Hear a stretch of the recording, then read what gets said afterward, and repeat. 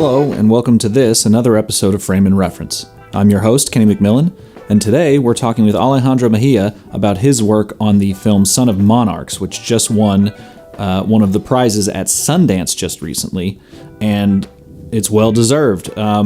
It is a gorgeous-looking film. Alejandro absolutely knocked it out of the park. I spend the first few minutes of this interview gushing about it like a nerd, so highly recommend that you seek it out and watch it yourself. With all the Sundance films, I don't know when they'll be made available or distributed, but when they are, seek it out.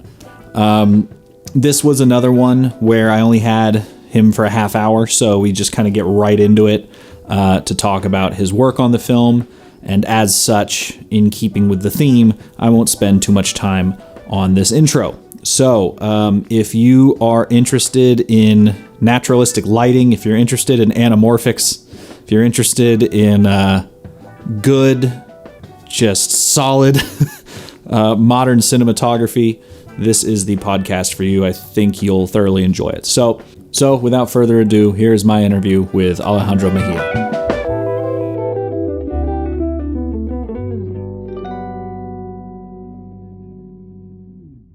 So to start, I watched the film last night. Buddy, gorgeous work. I was really impressed. Talk to me about everything. All the lighting just seems so controlled and so just perfect indoors and out. Talk to me about what your approach was to lighting outdoors especially, but then also obviously indoors. Yeah, I mean, I think for me it was very important to respect the natural locations. I'm coming from a still photography background, so I think, and then I switched sometimes between documentary and fiction film. And especially from this one, I was coming from 499, which is another feature film I shot that is a hybrid that I got the best cinematography at Tribeca last year. And I was jumping. On that, by the way. Yeah, I was jumping just from that project to this one. So I think I was carrying that influence. And for 99, I didn't use any like artificial light or film light. It was all available light. So I think especially in the natural light, I feel very like confident of like observing and controlling and trying to shoot at the hours or like moving the characters in a zone where I can have a little more control. And another thing is Alexis, the director, he was very specific, especially indoors with the lab, that everything needs to be accurate in the way they put the microscope. They use the light, how it is. So that was, I will say at the end, it was respecting the nature of the real locations. You know? Sure. What was, so it was mostly like a grip show, like a lot of diffusion, neg. What was your package there? What were you dealing with? Yeah. I mean, and outside, I was using I used like the negative in one side, like 12 by 12, 20 by 20 when we're in exteriors. And I like to use also like some diffusion as a bounce, that is not too hard. Mm. And sometimes I put also the black fabric on the floor, and it depends But for example, in the butterflies, I was not able to do that. That was all like camera and lenses, because we have to be very respectful with the colonies of butterflies there. So no reflectors, nothing. It was just like camera and lenses. Yeah. What was your camera and lens package? It was very, I assume, anamorphics. They were real beautiful, fudgy around the edges, real classic vintage look. Hawks, maybe? Yeah. That was my guess. No, it was the Lomo round front, the Russian ones, and the Alexa Ari Alexa Mini. That's one package that I use a lot. And for 99, I shot with also anamorphic lenses, but the Kawa, the Japanese. On this one, I switched to the Russian look, and and I was doing some tests, and I think my f-stop was around 5.6, where it's like kind of the sweet spot of the lens, and also combining with these Steadicam movements, that we were a lot like that, like kind of floating as a butterfly kind of thing around the character. That was kind of our approach on that sense. Yeah, that I've always said that the first scene of any movie really dictates, it tells the audience what we're going to be doing here. And that opening scene, just like the shots of the butterflies are really just beautiful and sort of ethereal almost.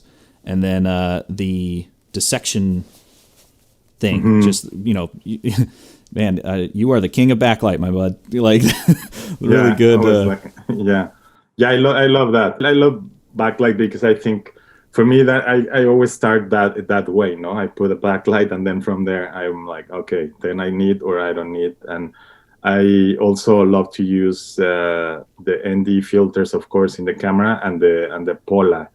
That was my package on filters.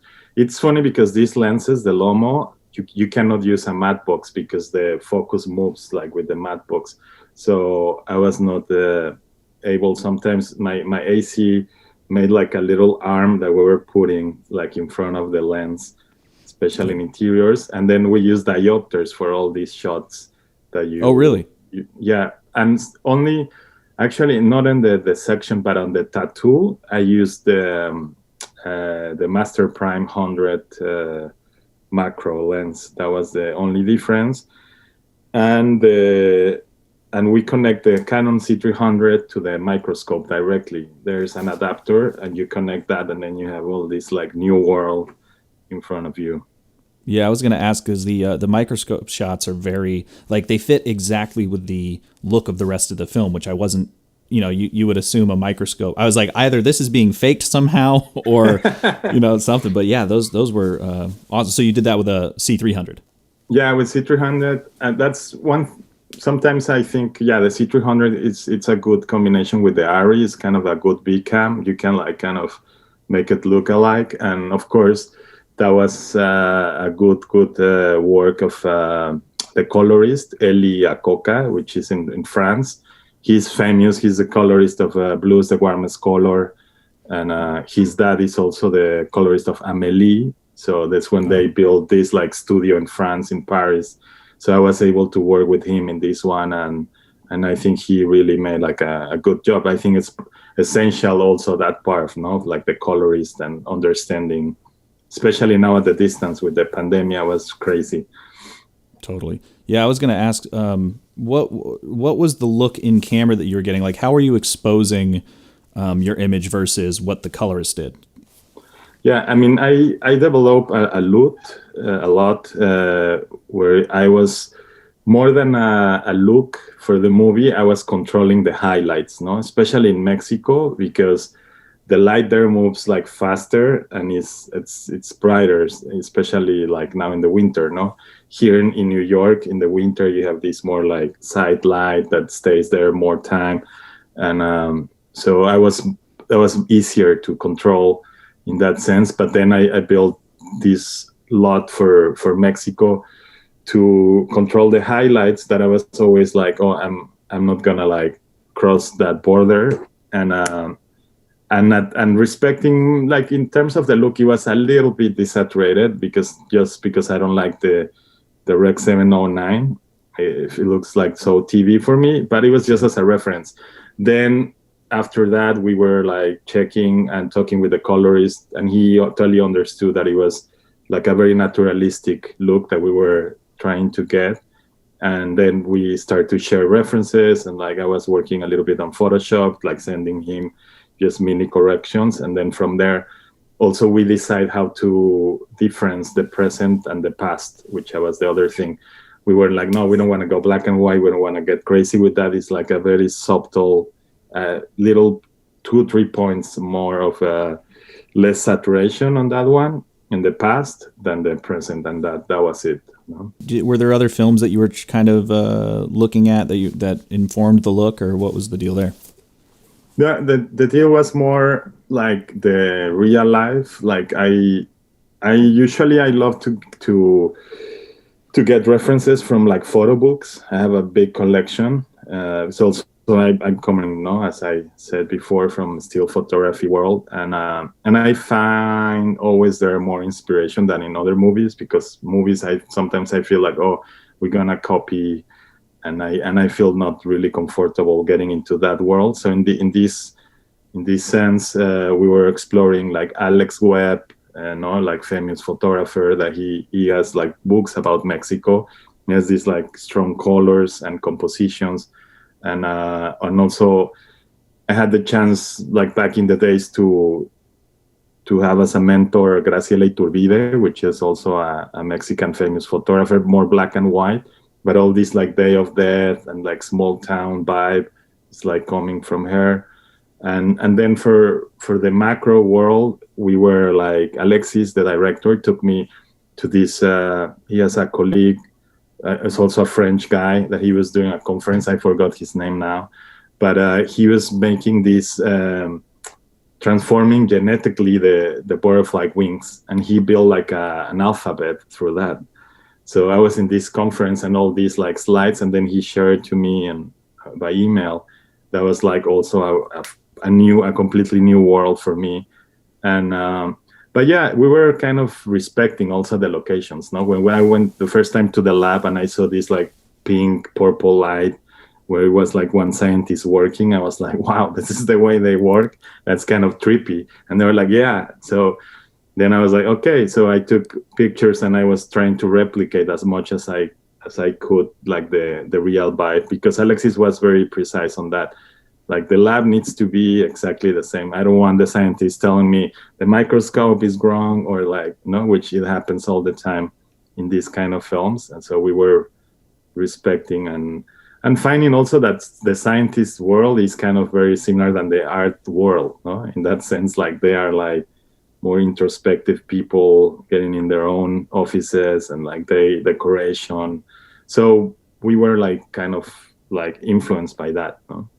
Yeah, I was actually. That's funny you bring up the colored lighting, because in my head, when there's a scene kind of halfway maybe through the movie where he's just completely lit by purple, and I did have the thought, I was like, all right, getting a little creative here, but you're saying that was just what it looked like there. Yeah, that's and the same with Mexico, no? Like a lot of people is asking me like, oh, I didn't know that like Mexico looks like that, and I was like, yeah, because we have always the idea that it looks like in Sicario or all these movies, no, that it looks sepia, dusty, and like creamy, and I was like, no, I think also a new place for all of us, this little town in the middle of Michoacan where all the butterflies, they come in the winter. And we discovered that place. And I was like, for me, it was like a little town of Europe, kind of that vibe, with all these like colors and then the forest, by itself. It's a big source of inspiration. Yeah, that valley, I guess, was just beautiful. Mm-hmm. Those landscapes you got were awesome.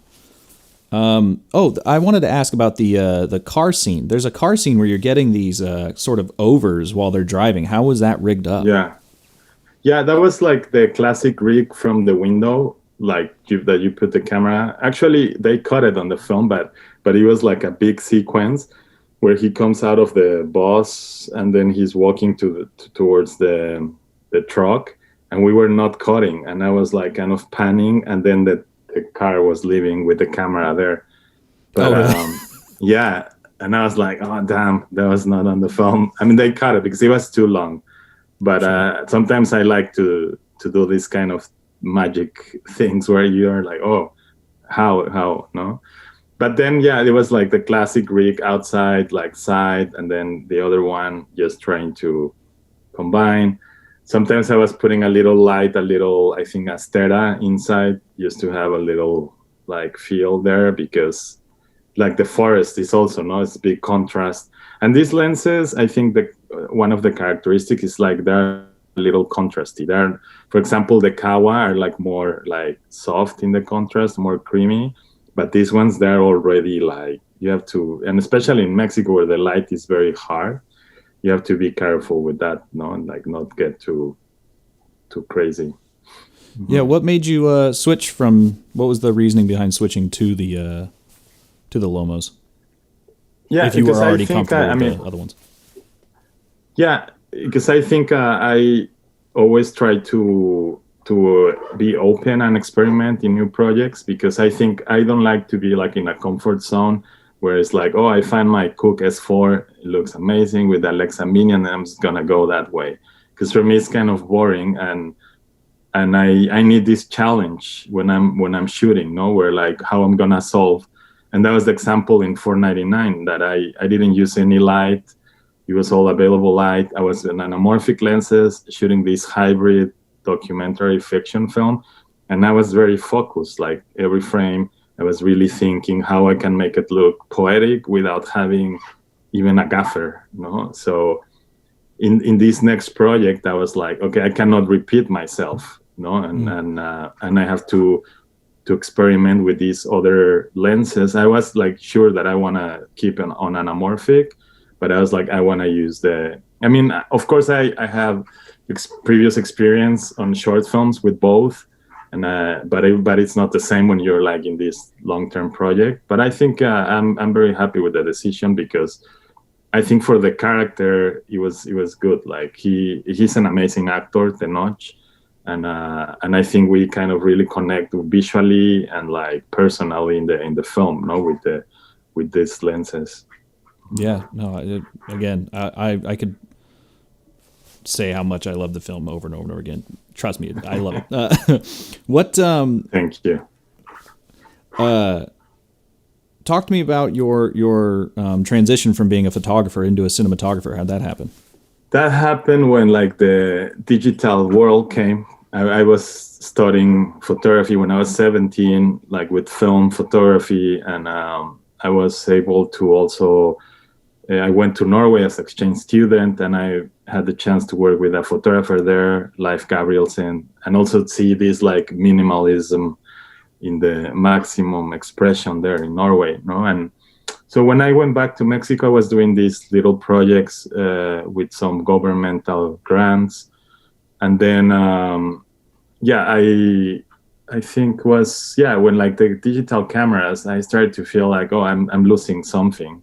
But at the same time, when I was still doing still photography, I was always bringing my audio recorder. Then I switched to a Handycam video recorder and like always shooting my friends and things like that. So then I went to the visual arts school, and after that, when I graduated, before that, I started to do my practice in a production company in Mexico City. It was like 1 hour. I was growing up 1 hour outside Mexico City. So and then I started to get more and more involved into that.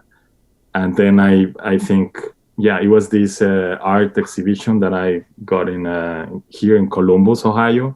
And I remember on the plane back to Mexico that I was like, this is it. I think from here I just gonna switch into film and try to do something there.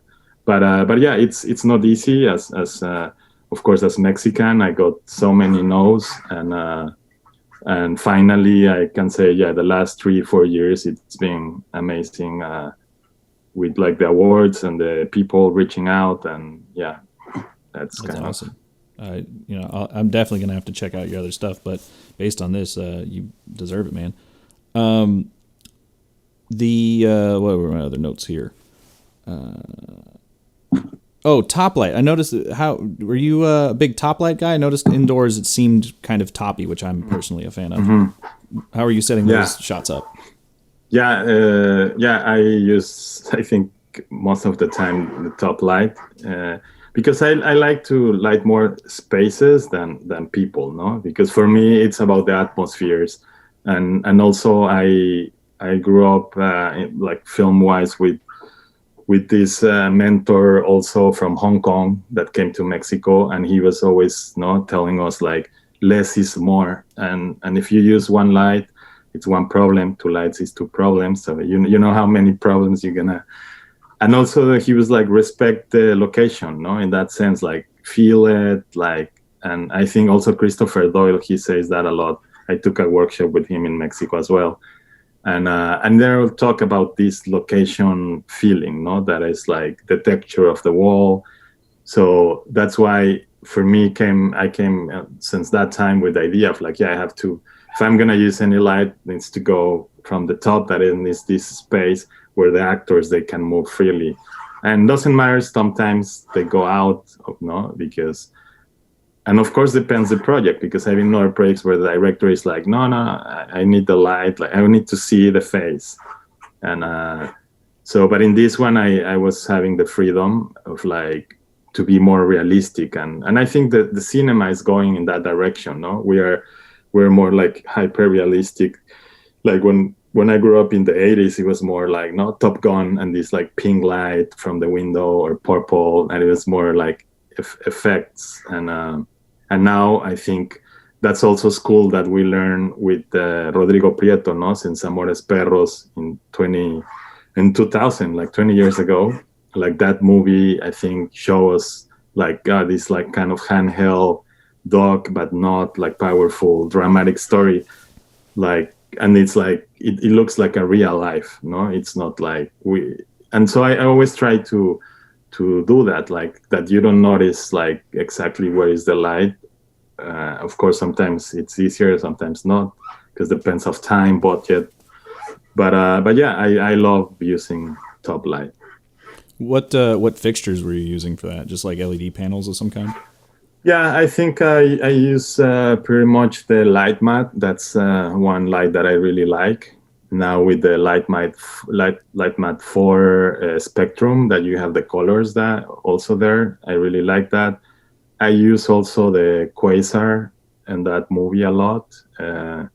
Like for example, this shot where he's like dreaming that is blue light with the butterflies, that like a lot of people like stands out with that, and it's just like one bulb of quasar blue light with diffusion, and that was it. No, it's like very simple, but I like the quality.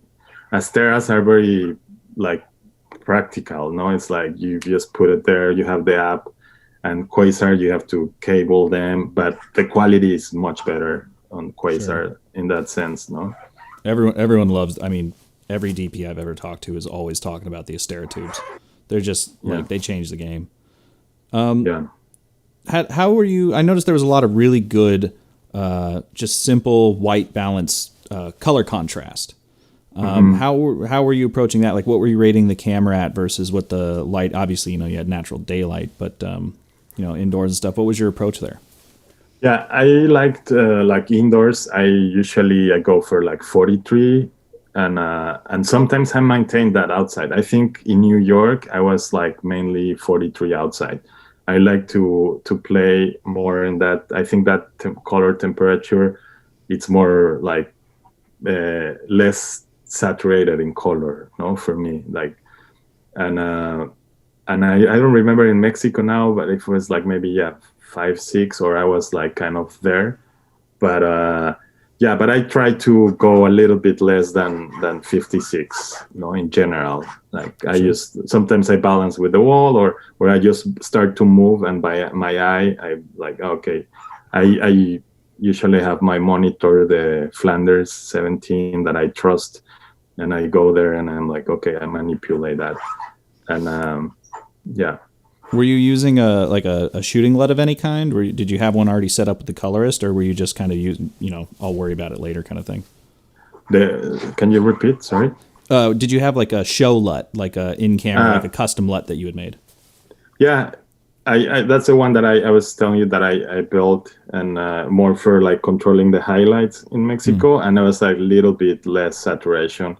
And gotcha. mini look, but not like, I have a bunch of ones that I made with colorists, so I choose one that was just less saturated, and but I think I keep the contrast because I was worried about these lenses that I was like, I cannot get too crazy, and but yeah, it was more, in this one I was not too worried of like, I need to make this look. It was more like natural, and then in the color correction, like I know where I want to go, and it's just a matter of communicating that, because that's sometimes the problem, like to get into that place with the colorist. No, totally. What else? Oh, just coming up, what were some films that you were drawn to coming up? Like films that I work on that are gonna come out? No, like just ones you like. Ones that made you go like, yeah, that's awesome. At Sundance or in general? In general, just in life. In general, yeah. No, in life, I think, of course, I mean, as cinematographer, I really love the work of Gabriel Figueroa, which is this old school Mexican cinematographer that I invite all the people to check his work. He was doing a lot of movies with El Indio Fernandez, that is a Mexican director, kind of the 50s, 40s, and of course I admire the work of Iñárritu. I really love Wong Kar-wai, all these like Hong Kong people. I will say lately,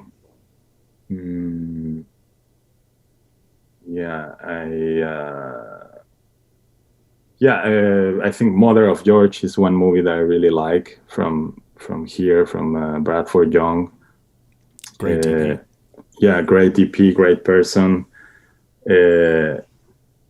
I think, what else? I think, in general, I think that's it. That's kind of I love a lot of Asian cinema. That's kind of, but I try to watch like movie or art films are more like my vibe for sure. Totally. Yeah, I'm kind of the opposite. I came up, my favorite films are like Men in Black, The Matrix. No, but that's good. That's good. I don't know. I mean, if I could do a film like that, because I have no idea, but because I was like talking with my publicist about that. No, she's like, "Oh, which projects you can see yourself?" And I'm like, like dramas easily. For me, it's like with all these like naturalistic style, is like, I can do that easily. But if an horror film or like a science fiction, which is, I mean, I made a couple of science fiction short films, and it's always very interesting, to explore new ways. But cool. I remember Men in Black 3 that they were shooting here around the corner. Oh yeah. So I gotta let you go here soon, but last two questions. Was there anything on this film that you learned that you think would be good advice for cinematographers listening? And also, are there any personal projects that you're working on? I think, the advice, not only in this project, is like, we have to keep fighting and be disciplined. And for me, the most important thing is like to find your own voice, like to have a signature and style. And it's, as Christopher Doyle, he was saying at Camera Image last time, he's like, I'm tired of watching In the Mood for Love in any mood board of any project. So we have to experiment through our personal life. I think that's the best advice. And more observation, less phone. And I think that's where like we're gonna learn so many things through that, to observe like people eating, people dancing, people or the landscapes more through Instagram or Netflix or these other things. And I'm working I'm now in standby with all this pandemia, but I was attached, or I'm still attached to a project with Nam Fu Wang, the director of One Child Nation, to do like a series with her, but we still don't know when. And I'm preparing a new feature film with the actor, with Tenoch. We became really good friends, and we're gonna shoot. We're supposed to be shooting in January, but also the pandemic pushed that. That is in Mexico, but hopefully in April we're gonna be able to start. And we have already a second project in the developing stage. So hopefully awesome. you can check it out. Yeah. Are you still taking photos? Yeah, I mean now with my phone every day. Now it's a big snowstorm here in New York, and I cannot wait to go outside and do some pictures of that. But I have my small Fuji camera. I have my love the Fuji. I got a XT3. Love that camera. This is actually like it's here. Like there you go. I don't know. This is the X30 that is small. Same. I really same love. Sensor. Yeah, and sometimes I do some medium format. This is also my favorite. Nice. Like I really love this camera. Yeah, I got. But I try. I was gonna say I have an RB67 or RZ67, but you can't. It's so hard to just walk around with that thing. And where are you based, Kenny? Los Angeles. Okay, cool. And it's like a snowboard on your back, or what is that? Yeah. I've been a snowboarder my whole life, so I've got nice. A couple back there in the office. I have an office now, so I got to cool. decorate it. But awesome, man. Thank you so much for spending this time with me. I really, really appreciate it. And again, the film is beautiful, so really well done. No, thank you very much, and I will check your podcast, and thanks a lot. Appreciate it, man. Take it easy. Bye-bye. Frame and Reference is an Owlbot production. It's produced and edited by me, Kenny McMillan, and distributed by Pro Video Coalition. Our theme song is written and performed by Mark Pelly, and the FNR Mattbox logo was designed by Nate Truax of Truax Branding Company. You can read or watch the podcast you just heard by going to provideocoalition.com or youtube.com/owlbot respectively. And as always, thanks for listening.